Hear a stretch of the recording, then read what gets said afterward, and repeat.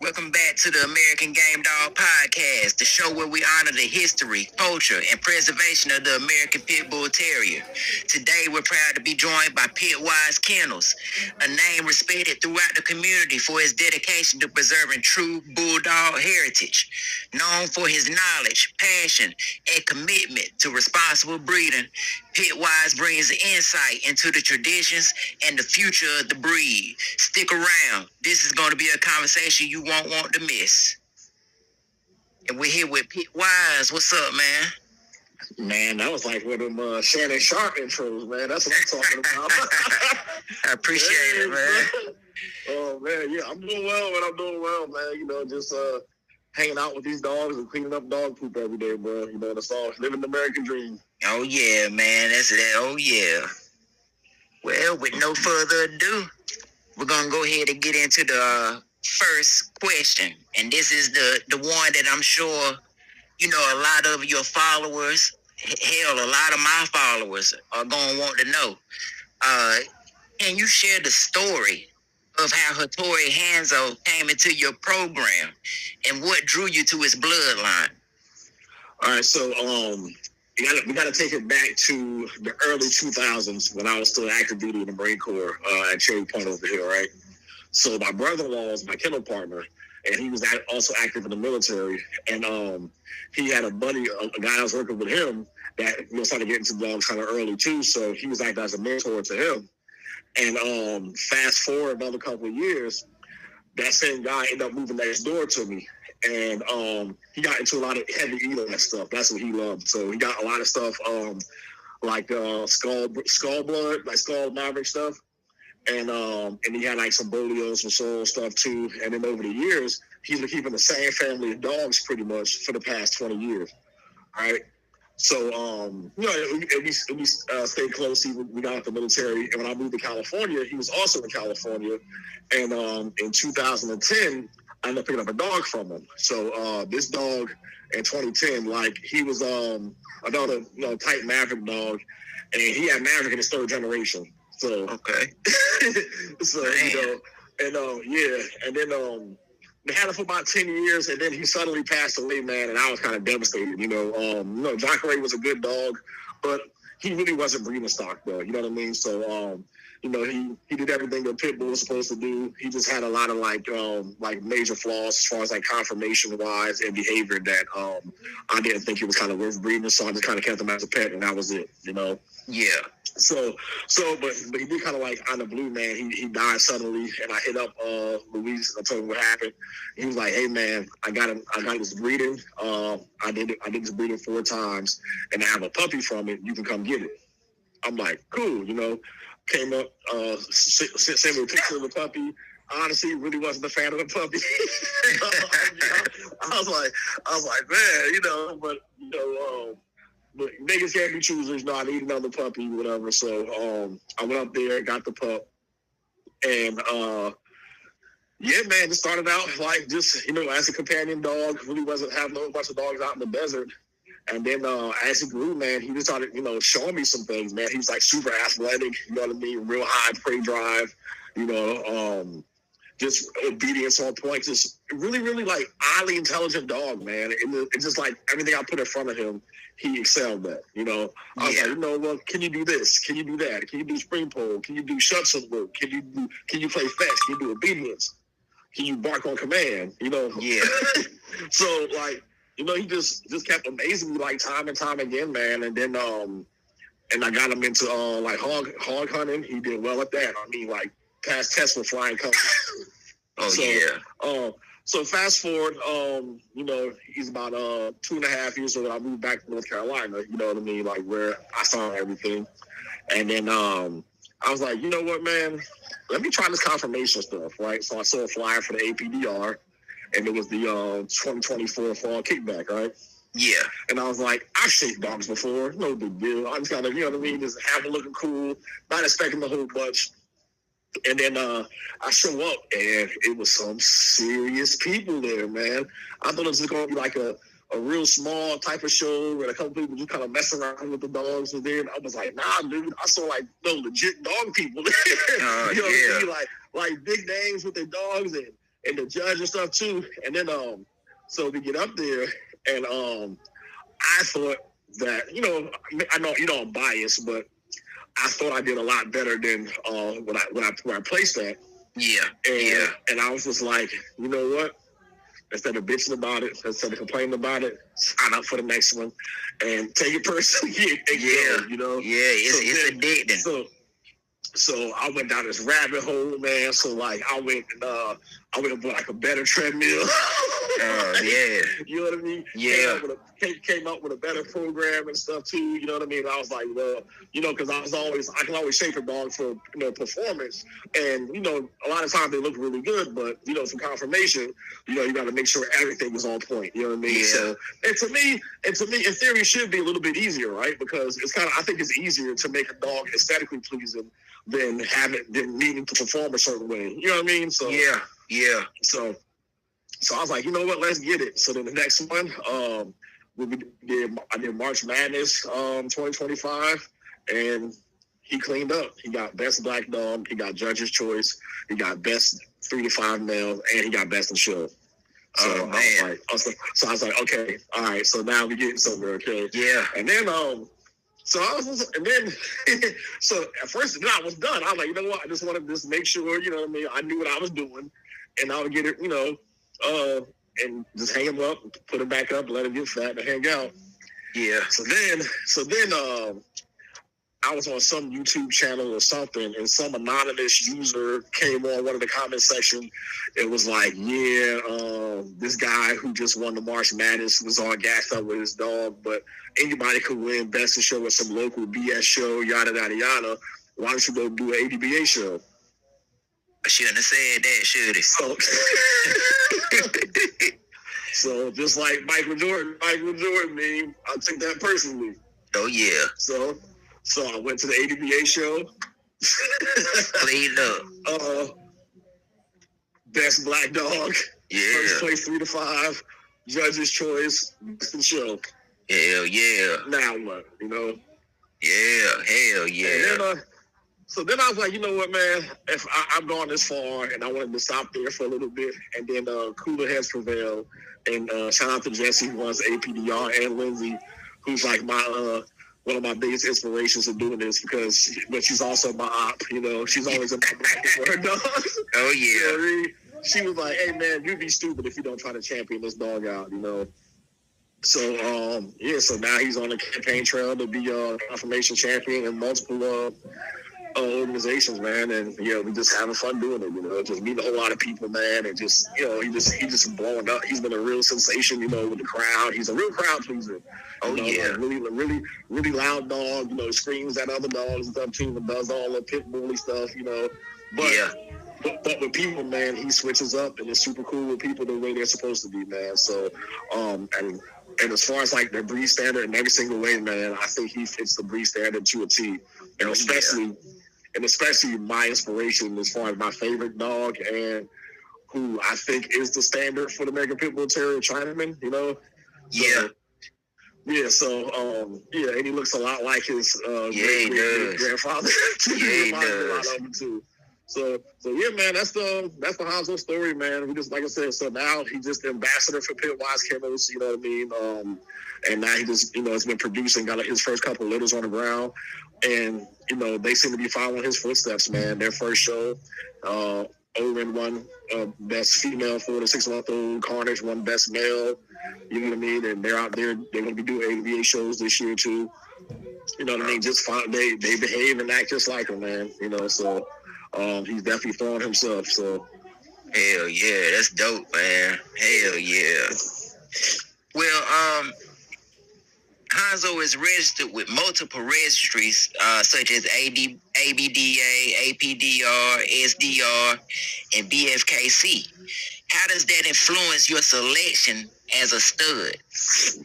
Well, it makes, to me, at public stud, it makes it a lot easier for most of the customers, because in most cases, somebody's going to be registered with one of these, if not multiple or all of them. You know, so that way, they don't have to go through the extra paperwork, and and I don't need to adjust off of them. So it's already done. He's DNA profiled through ADBA.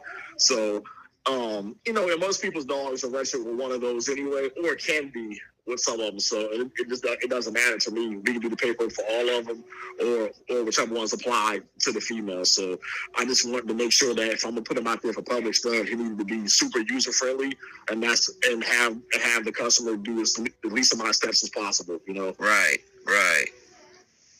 Did he come with any special DNA profiling or health testing when you acquired him? Nope.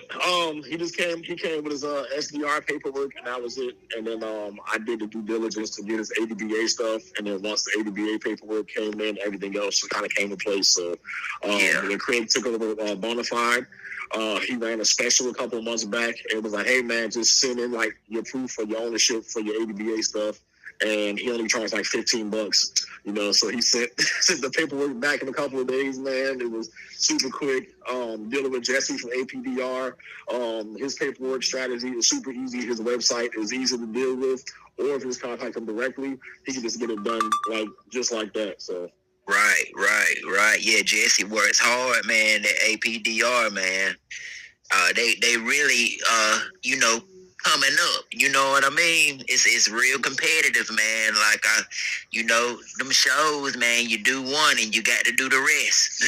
Yeah, man. I can't wait till they expand like across the country, man. So like, yeah, man. The people who don't get to experience it here in North Carolina and in Virginia, you guys are missing out, man. But I'm sure, you know, in the future we'll have more. They'll have more shows throughout the country.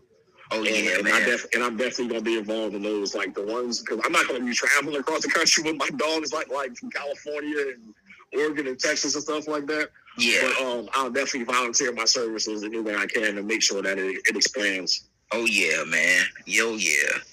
I know you said Chinaman was one of Hanzo's most notable ancestors.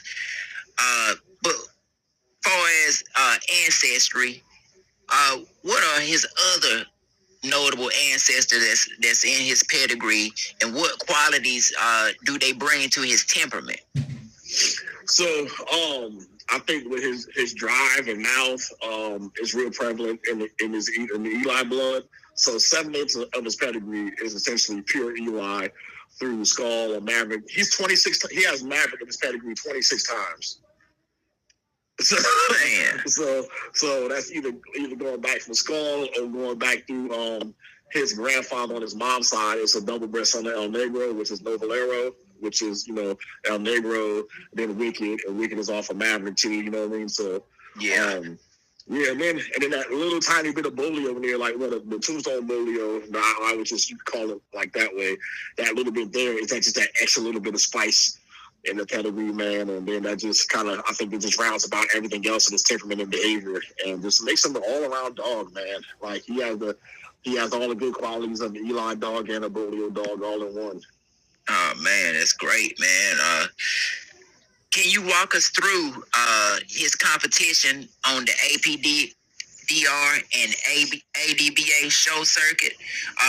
What are some standout wins or medals that he has also earned, which I know that you mentioned them before, but mention it again for the ones in the back if you don't mind.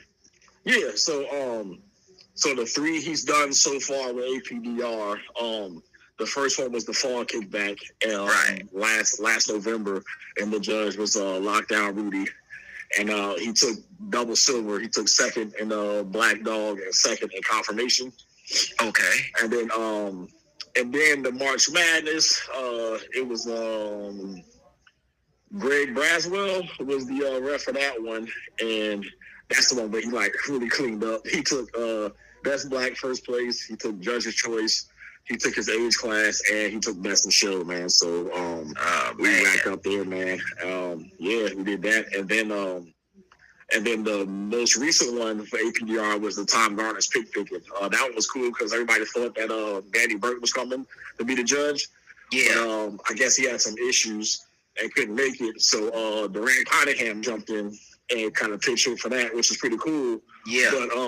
But if you know, like a lot of the Cottingham dogs, especially now, they look nothing like Hanzo, so I got kind of nervous about that. Yeah, You know, and then even when people come as like, judges, there's always going to be some bias. You know what I mean? Like judging, there is a breed standard in the way that works, but there's always going to be a person's individual eye. But but yeah, man, he jumped in. Like the first event, man, was best black dog, and like he ran over there to Hanzo so fast, man. Like, oh my god, I love this dog. I was like, oh man, we taking this, we taking off. Yeah. Yep. And then he came back and he won best in fun class too.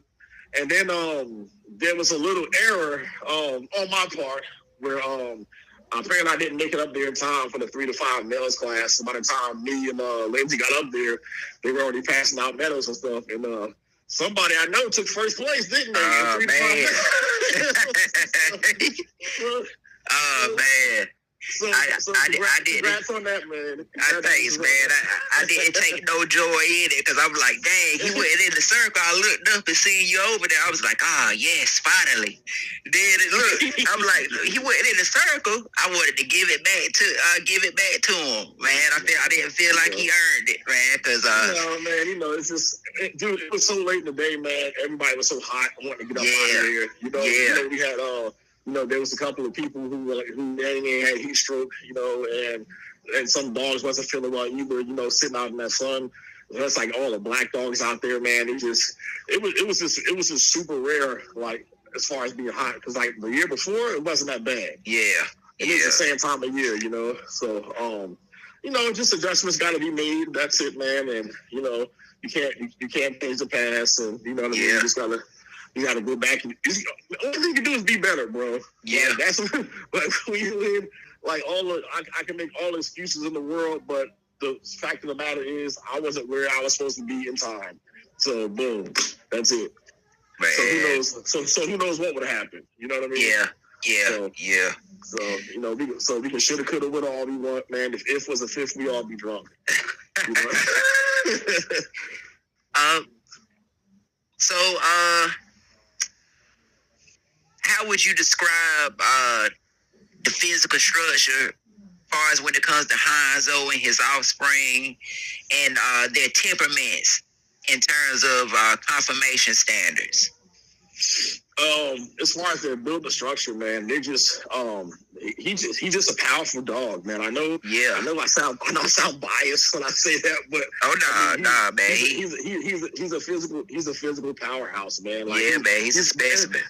And it's because and it's his work ethic too, man. He's a really hard worker. If you needed a dog that whether you had him a weight pull competition, where you had the hog hunt, the confirmation, and you had to have him do a variety of different exercises throughout the day, or during his keep to keep him guessing, it doesn't matter, man. If you want to hand walk for 20 miles, he'll walk 20 miles. If you put him on a treadmill for 2 hours, he'll go on the treadmill for 2 hours. You know what I mean? If you want to do tug of war stuff or hang time or spring pole, he do all of that, man. If you want to flirt with him, he'll flirt pole until he wants to pass out. Yeah. So, and I'm just super grateful for that, man. But I'm also seeing now, and his daughter, because she's a puppy, she doesn't have that work ethic yet. So trying to get her ready for the APBT show alongside of him is like night and day.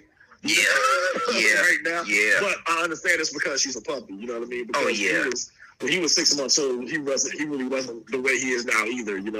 Yeah. So I think it'll all just come in time. But she'll use the treadmill. She'll do the flirt pole. The only thing she won't do is like the spring pole, in which I think having the spring pole low to the ground like that is a really good workout and a resistance workout, not just for their jaw structure, but for their midsection as well. It's a really good ab workout that people want to utilize for that. Yeah. Right. So that gives you those real good, nice side striations without having to starve your dog down, to get it. Right. So yeah, so I mean that's why I enjoy it. So but I mean there's other alternatives for that where we can kind of just work around there. But he got to adjust, man, per dog. Right. Yeah, and then Go ahead. well, then as far as overall temperament, man, like I don't tolerate man biters or human aggressive dogs in any of my program at all. Right. Like you can go do that somewhere else. So and see, that's one of the biggest misconceptions, that outsiders have about this breed, because they see a pit bull looking dog, all pit bulls bite. Man, they don't know that, that's something that's frowned upon, in the game dog society. Like, no one wants a dog that's gonna bite a person ever. Right. Yeah. So man. I don't play that, man. So so that's the least of my worries whenever I have other people around them too. Hanzo, like, he's a real good protector. Like I've been in situations where like I kind of almost like a conflict with somebody else, and he kind of stepped in between and was like, "Look, buddy, like, we're not doing this." But but he was trying to protect Dad, so I'll definitely tolerate that. But yeah, man, like I don't care if Hanzo is trying to go at another dog 100 miles an hour. If a toddler comes up to him and pet him, he's gonna stop what he's doing and let the kid pet him. That's my standard, and I would not veer from that at all. Man, that's dope, man. So how has he evolved as a competitor over time? He's calmed down a lot because now he gets to see more dogs. So now, since we go and compete so much for different registries, he's not like going 6 to 8 months without seeing a dog outside of the house, because he's a house dog. So he actually shares a kennel with one of my fixed females. She's she's like a 14-year-old bully that he's been around her since he was 5 months old, and he refuses to not sleep next to her. And then he just won't. They have 2 separate like black iron kennels, and we try to separate him. He goes, "Nah, we're not doing that." He goes right there. And that's like his surrogate mom and stuff, man. Yeah. He takes care of her in her old age, and then. And then he's also smart enough to realize that, when there's a puppy here, that a puppy isn't a threat to him. So like, when he had his first litter, they were all in the living room. He saw them the day they were born, and up until they all left, and Owen is still here. So he realizes that she's part of the house and she's not gonna be messed with. He'll give her like the corrective like bark or growl when she gets out of the pocket, like how older dogs should do. Yeah. But that's it, man. And even with my dog, I got another puppy recently off Champion Akuma, and I just gave Hanzo that look, "Hey, man, he's off limits too," and he's like, "All right, cool." So this 12-week-old puppy is more aggressive towards Hanzo than vice versa. Oh man, yeah, that's dope, man. He's a character. That's dope, man. I'm glad. That's crazy. He's so smart, man. That's another misconception. People don't realize how intelligent, the breed is, man. Have you seen the YouTube video? I made a YouTube short on my channel. It's just Pitwise Kennels on YouTube, where I'm telling him to go to his kennel, and he opens up the door with his hand and goes inside. Oh man, I got to check that out. I ain't seen that. Yeah, I got to check that out. And then he walks into there. He literally manipulates the door with his paw, like throws it open, and it goes inside. So yeah, man, he got a brain on him, man. Oh so yeah, man. He definitely fits the Pitwise moniker. yeah, man, that's dope. How do you balance technique, fitness, and mental stimulation for a working competitive American Pit Bull Terrier? So all of my dogs, I've been feeding raw since 2005, and raw is probably like 85-90% of their diet. I do some kibble.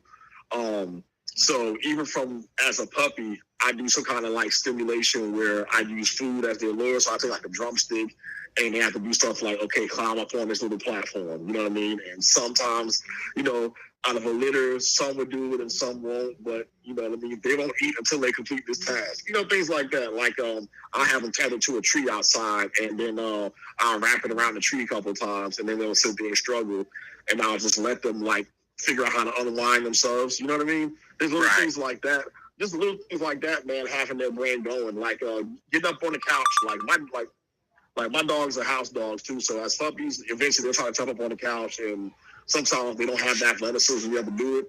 Hey, I'm not gonna help you, bro. If you want to get up here, you gotta do it yourself. Right. So you gotta step back more to get a running start. If you got to jump off of something, if you want to jump up there and use your front legs to push yourself up, you know what I mean? So, like, I like them having those little, like, problem solving and those little struggles coming up as puppies, man. And I think it builds character, and it just, just lets you use your brain, man. And, you know what I mean? And then as far as, like, basic training, my method of training these dogs is, like, when I catch them doing something, like, that I want them to do, that's when I praise them at, and then kind of make that the repetition. Instead of trying to, like, make up some trick or some command for them to do, and then like trying to get them to do it. Right. I catch them in the act of what I want them to do, give them positive reinforcement, and then just keep repeating it from there, so they realize that, hey, this is pretty cool, So right. If they're staring at me and barking, then I might just quickly say speak before they bark, and then as they bark again, I go back and just repeat that, you know what I mean, until they realize, hey, if he says speak and then I bark, I get a treat, like. Right. So yeah, man, it's just this is a lot of different ways, man, just to keep us stimulated and train them, man, and like sometimes it is food driven, and other times it's just positive reinforcement, man. But then for the most part, man, anything they do to hang out with you, get on the couch with you, or go take a walk with you, or be outside with you, man, they're down to do. So if early on, my dogs realized that the way to get more yard time with me is is to come outside and work, and then got it. Oh yeah, man, that's dope, man. In events like confirmation, what specific drills or exercises have been key to his success? Hanzo's, I'm speaking of. I'm gonna give some game away now. All right, I'm gonna give some game away for this. All right, people, get your notebooks out, people. And I really think that his biggest program is this his bungee resistance with his chain. So I have like a reinforced bungee cord attached to a heavy chain that's attached to a work harness, And a couple times during the week, we either switch out for lunge reps or we do it for time, So I have like a float pole in front of him, and he'll do like a full blast sprint to the end of it till he gets pulled back. Or I'll have said at the end of it where he's got constant like pressure on his back end to hold something together, and he comes up on his rear legs trying to get at the float pole more, and that'll work him that way too, So yeah, and especially with a raw diet, man, that tax tons of muscle on him really, really fast, man. Yeah, man. You could I'm sure they can see the results, all the pictures on the slideshow, man. He's a hell of a specimen, man. That's for sure. You can't get that shape from him sitting on the damn couch. That's for sure, people. You got to get out there and work with these dogs. And he's the perfect example of what working with your dog can do for your dog. And even in the off season now too with him, man, I don't like put a whole bunch of weight on him, like, so in between shows, I do give him I do give him a week off between shows, okay. Like once he's done, he gets the week off. He gets his nice little his little ribeye, his little expensive steak, and we hang out a little bit too, man. I just give him some rest, and then kind of just like ease right back into it, The hard part about doing back to back shows is finding about like when he's peaking and when he's on a decline and stuff too, because there are some shows where I have peaked him early before the show, and he was definitely at his best looks wise, like a week before. Yeah. Yeah. But then he's kind of go and just and taper him down, or kind of figure out what's his best workout or what you work with at the time, you know what I mean? So I don't dehydrate my dogs for shows, Yeah. I don't starve them down at all. They're still tapered, so like they can do a confirmation show and then go do a treadmill race and after that, and excuse me, it looks like nothing. You know what I mean? It looked like they're still enjoying themselves. So Yeah. I weigh everything. So but from the time I get up for the day, I weigh him. When he goes empty, I weigh him again. When I weigh his food. When he, you know what I mean? After his workout, he gets weight. So I'm obsessed about where his weight is, and exactly I know, what time of year, and how the temperature goes, where the way his body looks and fluctuates. So, yeah, man. Right now, he just had his prime. He just turned 5 years old, August 8th. Too. Okay. So yeah, he still got some. He still got a couple more shows in him, man. So, I wish I would have started him early, but. Yeah, at 4 years old coming out for your first show, it ain't bad, So yeah, yeah, man. I seen that last interview I had when I was talking to Mona. She got one that she started at I think, if I ain't mistaken, 5 months old. Yeah, man. She said he just started with the early classes just like that, and that's what I'm doing with Owen, man. I'm gonna have her. She's gonna compete in every age class possible until she's 5 years old. So she's gonna keep going. Yeah, man, she's already looking good too. So yeah, man, she's won the Shogun Unlimited Dog of the Week a couple times. She's won Dog of the Month, and she took first place at the pig picking 4 to 6 month old female. So man, she's taking after pops, man. She's ready to go. Oh yeah, man! You got to go ahead and get you a room dedicated to them trophies, man, because they piling up. Man, it's already in the office, man. I even found a cool website that's like magnetic portraits and stuff too, man. So I got a nice picture up on the wall from the pig picking, man, and it came out pretty cool. And in the background, I didn't notice that my brother, who's my photographer at the show, he's in the background taking pictures from other angle. With the Hanzo shirt on, so that's pretty good. Oh man, that's dope. It just turned out that way, So yeah. I know that you said that at the shows you normally give Hanzo a week off.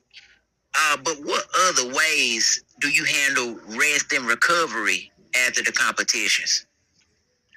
See, he tries to be a couch potato, bro, but he has to be active. He's one of those guys, So when we do go out to the yard, he's looking around for the float pole. That's how I can tell he likes to work, or he's trying to find the tennis ball, or you know what I mean?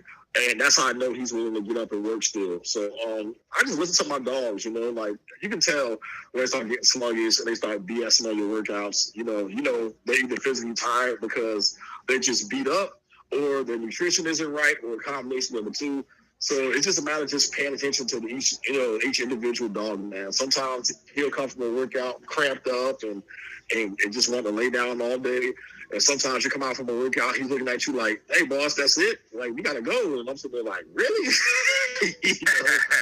So yeah, man. For me, it's just really, really like knowing your dogs and paying attention to them, man, because all the signs are there, whether they can give you more or not. Yeah. And people don't realize that, man, these dogs can take a whole lot more than what we think, too, as far as physical insertion and recovery, too. So, okay.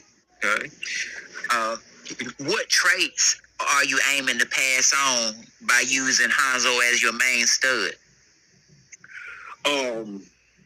Aside from looks, though, I'm hoping he, like I said, his work ethic and his prey drive. Yeah. Because if he can pass half of that to his puppies, they'll be so easy to work. No matter what endeavor you're trying to do, whether they're doing confirmation, weight pull, wall climb, hog hunting, treadmill racing, whatever.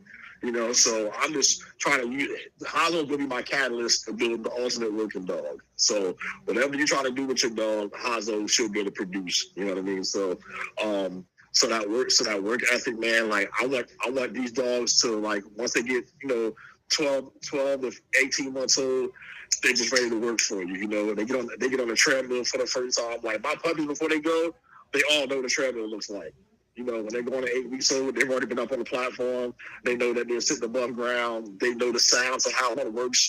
So they just plug and play animals, man. And that's what I like about him, the way he throws so far. And and obviously, his structure. He's a square dog. You know what I mean? He's like 99 in the 99th percentile. He's just as tall as he is long. You know what I mean? From the ground to the shoulders, and from shoulder to the hip. Yeah.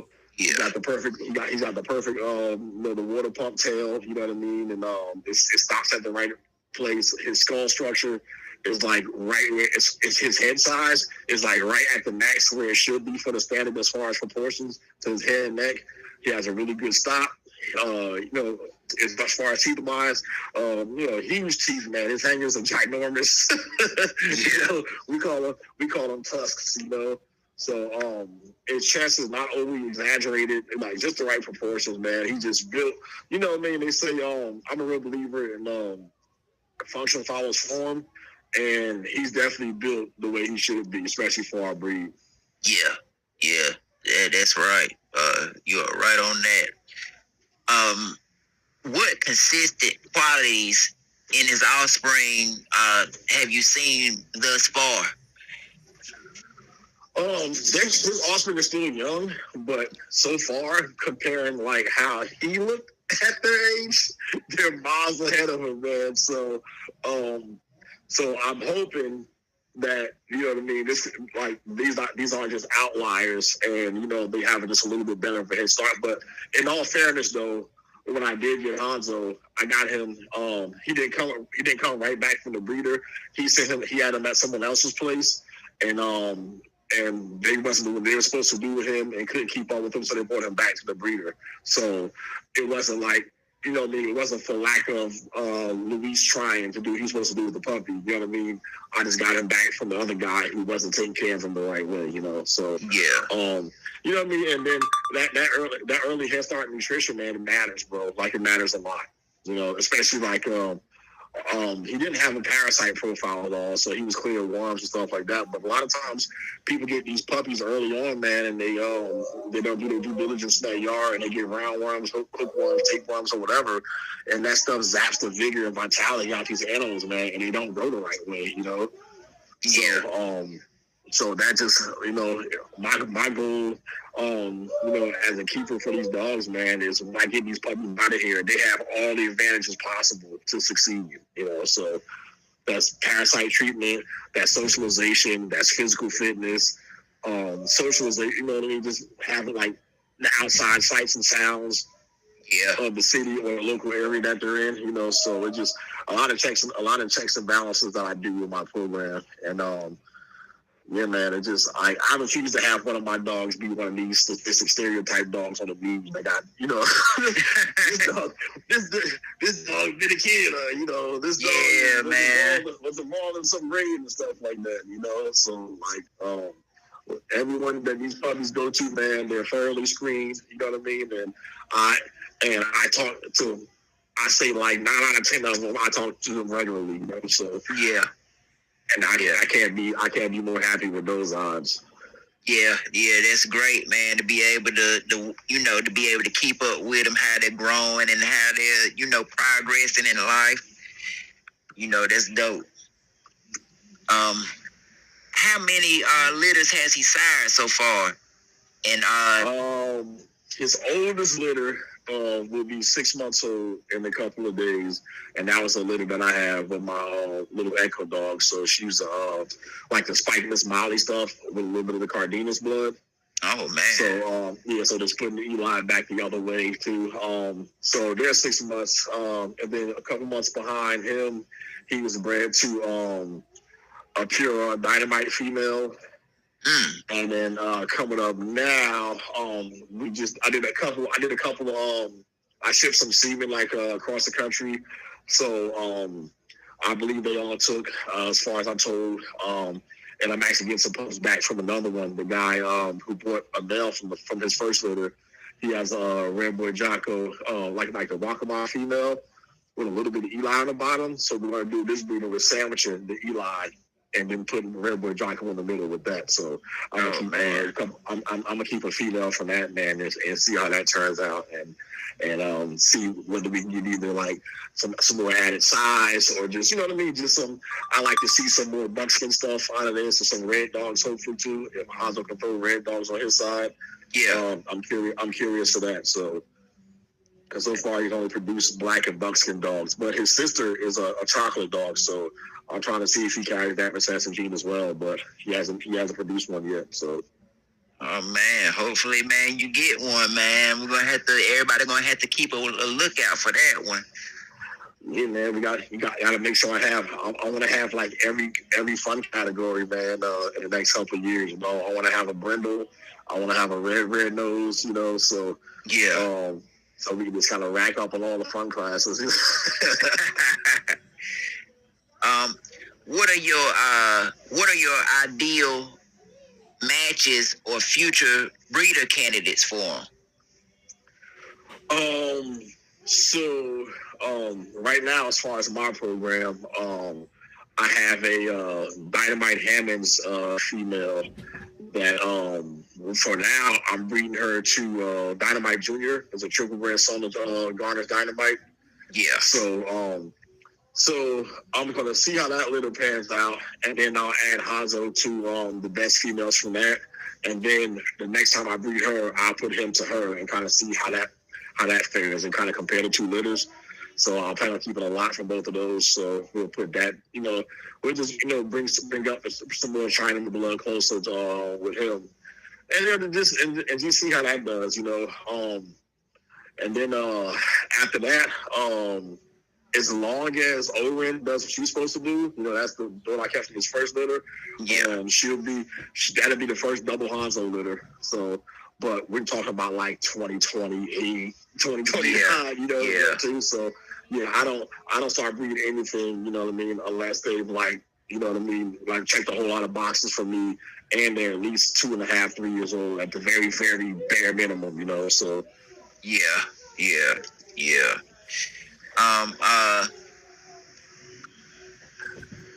Does Hanzo have any quirky or surprising habits outside the ring?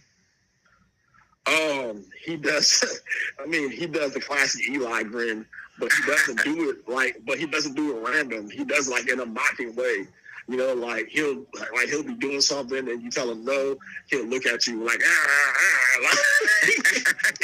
like almost he's like shit, like he's mocking you and like squinting his eyes because, you know, like the people know me know I have like really, really squinty eyes. So it's almost like he's doing it. He squints his eyes like mine and then like shows his fucking teeth. So he's an a-hole, man. So yeah, so as far as that, so he's real goofy, man. Goofy, vindictive, man, little dog, man. But outside of work, man, dude, he's a sweetheart, man. You know, between me and the wife and the family's over, man, when he's not working, man, he just wanna sit on the couch and cuddle with you, man. So that's it. When it's all said and done, he doing all of this for our approval. You know? Yeah. What mark do you hope that Hattori Hanzo and Pitwise Kennels will leave on the American Pit Bull Terrier breeding and show world? For me, just as a kennel myself, man, I just want to be consistent with my program and what I want. You know what I mean, and not waver from that. You know, so like, I'm not a big fan of like having my idea of what I want in these dogs, and then they don't turn out that way, and try to give them the benefit of the doubt. You know. Yeah. If you don't fit, first of all, you have to fit the standard, and then you have to fit my standard on top of that. You know, and that's what gets you to stay here. And if not, man, you can get fixed, and then you can go be a house pet for somebody else. You know what I mean? And you don't get to pass on your genes, but I mean, you get to go live your life elsewhere. You know what I mean, with a friend or a family member or something like that, man. But you are not passing on your genetics, sir, man.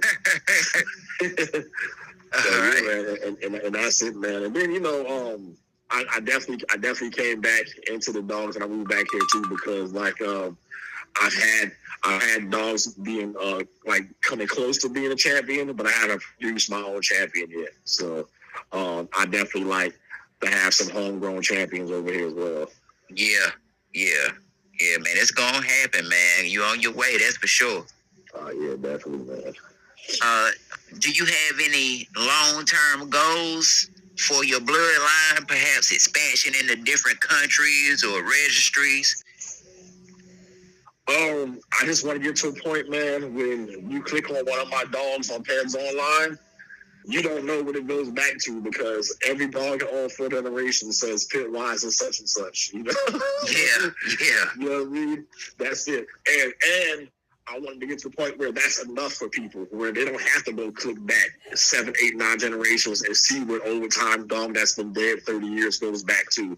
You know what I mean? Because like when they see Pitwise or something, they should see, okay, I know if it's a Pitwise dog, it has great structure. It's first off a good looking dog. 2, it's a powerful driven dog. 3, it's also a game dog. 4, that bad boy can bite his ass off. You know? Right. so, you know, like there's just too many people now that do the whole now for game type stuff. No, you can have it all. So when it's done the right way, you know, you can have a 2-hour hog dog that can still bite, you know. So So that to me that's a greenhorn argument now for game, you know. Yeah, man. Some of them, you know, find out the hard way, you know. Yeah. How do you see the breed standard shifting in coming years, and how will his progeny fit into that? So, I think the breed standard is changing, especially with confirmation, because according to some of the new APBT judges and some of the competitors that I've talked to over the years, they've been doing like the judges courses, and they've been having them look at them different now. You know, You know, so you know, people know what stacking is, right? That's essentially like when the dog is like posing. You know what I mean? Yeah.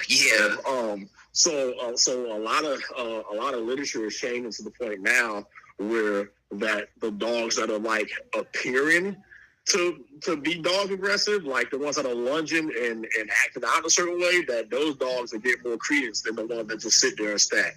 Yeah. You know, because I believe they feel that a lot of these show dogs' drive is being taken away, and when you just make these pretty dogs, you know what I mean, you're veering away from the original breed standard, and eventually we're gonna have a bunch of dogs who show up and pose and don't want to do anything. You're gonna have a generation of dogs who don't want a fork pole, who don't want a spring pole. You know what I mean? Who don't want to do any like lure races and stuff too? Who won't go rabbit hunting or dog hunting? So you know we have to change some things, man. And I think that's pointing them in the right direction. Right, man. How do you ensure that breeding for performance aligns with health, temperament, and breed integrity? Just the dogs that I bring up, and they actually like, you know, they go through their paces of getting evaluated as adults. You know, like I firmly believe that when you do have those kind of health issues, you won't excel. So those dogs won't make the cut. So just making sure that you have a dog that's healthiest, you know, mind and body before you put it through any kind of task is really important from that aspect. Because like I said before, man, function follows form. So, and I truly believe that. Right. What are your guiding principles when choosing which dogs to breed, especially in high performance environments? Well, especially with my males, you know, just the ones that's making noise. You know, like obviously Hanzo is my main male now, but I got another puppy coming up too that he's gonna be held to the same standard that Hanzo was. You know, and then I got another puppy that's 2 weeks old that's coming up, you know, down the line too, and it's bred a little bit differently. And because I have like a variation of that blood these males, they still have to go. You know, they still have to follow. You know, 1, the breed standard, and 2, my standard. So it just be just the next generation. And if they don't, I'll just use Hanzo to make more. You know, so that's it's fine either. It's fine either way. You know? Yeah, man. So, this the last question right here, and then we're gonna probably go to the outro. What's your advice for listeners interested in responsibly breeding or training American Pit Bull Terriers at a high level? Don't rush to make more dogs. They'll be there. I mean, it's fine if you got a male that you like and he has a nice, pretty pedigree, you know what I mean? And just to make sure, I mean, once he gets some age on him, you can store his semen and stuff like that too. And just in case, you know, some freak accident happens to him, you can have some breeders in the tuck. But a lot of like you got to put yourself out there and you got to let your dog speak for himself, you know. So like the people will come. So if other people don't want to breed to your dog, you probably shouldn't need to breed to it either. Yeah. So you know. So, yeah. And it's just. And I don't really, I can't really knock the people who kind of breed their stuff early and do what they want because, honestly, you can do what you want to do with your program. Like for the most cases, we're all grown men and women, and we have our own standard of how we're going to do things. And in no means am I judging, Right. But but that's just not what I do. You know what I mean? Like my males probably won't even breed till they're over 4 years old. Right. So because at that point, I know exactly how they, when they get to their peak as adults, I know how they turned out. You know what I mean? So I know what their little quirks are. I know what their faults are. In the strengths and stuff too. So, yeah, man, like you can wait, bro. Like just take your time and be patient. Right. Soon as the male ball drop, you ain't got to have a month of stud or 10 months. Yeah, man. Yeah, that's crazy, man. These must be breeding puppies, man. Yeah, and stop ruining these females and breeding them on their first heat and stuff. Right. And then you're wondering why you're getting 2 puppies every time she breeds, or her uterus is falling inside out. And, you know what I mean? And stuff too. It's just too much stuff that can go wrong, man. Just don't ruin the animal. Let babies be babies, man. Yeah, man, they got to have etiquette, man. See, people don't have that etiquette, man. And then you got the people on the outside, that hate our dogs, using that stuff as the examples for why we don't need to breed, man. And it's crazy, man. It's always going to be a strike against us, man, with these dogs, man. So it's up to us as responsible breeders, man, to kind of try to at least try our best to be on the up and up where this goes, man. And yeah, man. Also, man, for you guys out there who do breed and sell puppies, man, you guys have to start looking into forming a sole proprietorship or LLC for your company, man. And like as much money as you guys spend on puppies every year and food and upkeep and vet bills, all that stuff should be written off on your taxes, man. Stop worrying about, if I got a legit company, somebody's gonna come and see and come look at my yard. No, that's not how that works, man. Like when you the IRS don't care what breed you have. You don't have to put American Pit Bull Terriers on your tax form.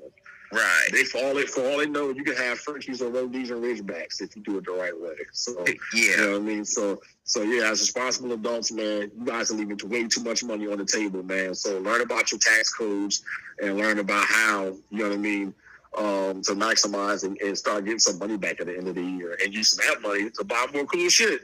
Yeah, man. Yeah, take notes, people. Take notes. Well, man, I thoroughly enjoyed this interview, man. I definitely learned a lot. And I'm sure, those out there listening, they've enjoyed it as well. Had a lot of people requesting this interview, so I had to get it done. And I appreciate you, man, for taking the time to jump on the podcast with me, man. My God, man, this interview was smooth as Mariah Carey's skin, brother. Man, I appreciate it. Man, I appreciate you, man. I had a good time, man. We'll holler in our group chat later on, man, and chop it up some more. But man, hey, I appreciate you, man, what you're doing for the breed, man, and you always been somebody since the first day we met. I knew you was gonna accomplish some dope things with this breed, man, and I was right. So I'm glad you ain't proved me wrong, motherfucker. Man, I appreciate you, man, and when I get in the show ring with you, man, you my inspiration while I wake up and walk my dog, nigga. Yeah, man. I walk my dog and work him because I know somewhere, in a different corner of the earth, you working the shit out yours. Oh, I'm about to pull out the double bungees right now at 11 o'clock at night and go do a little 5-miler with the dogs, man. So, but yeah, man, next show is October 25th. And what's that? Whitesville, Virginia. Yeah. You know what I mean? And the show's going to benefit autism awareness, too. So it's a super good cause that's near and dear to my heart. You know what I mean? Somebody who's got relatives that's on the spectrum. You know what I mean? And yeah, man, it's just gonna be a lot of raffles and stuff out there. I'm raffling off a breeder to Hanzo. Out there, there's gonna be a bunch of shirts, puppy raffles, a bunch of different cool stuff out there too, man. And at the end of the day, actually gonna write a real big check to some cool nonprofit organizations, man, for autism, man. So if you guys can make it out there to that show, I highly implore that you do come out, have a good time, man. We'll chop it up, show some dogs, man, and have some good laughs, you know. Yeah, man, you can't beat that, man. Can't beat that, brother, man. Yes, sir. So yeah, I'm out. Get these dogs leased up, man, and hit this road, brother, man. And I'll talk to you soon. All right. You've been listening to the American Game Dog podcast. A huge thank you to Pitwise Kennels for sharing his time, experience, and wisdom with us today. If you enjoyed this episode, make sure to subscribe, leave a review, and share with your fellow dog men and dog women who value the history and future of the American Pit Bull Terrier. Until next time, keep the legacy alive. Peace. Peace.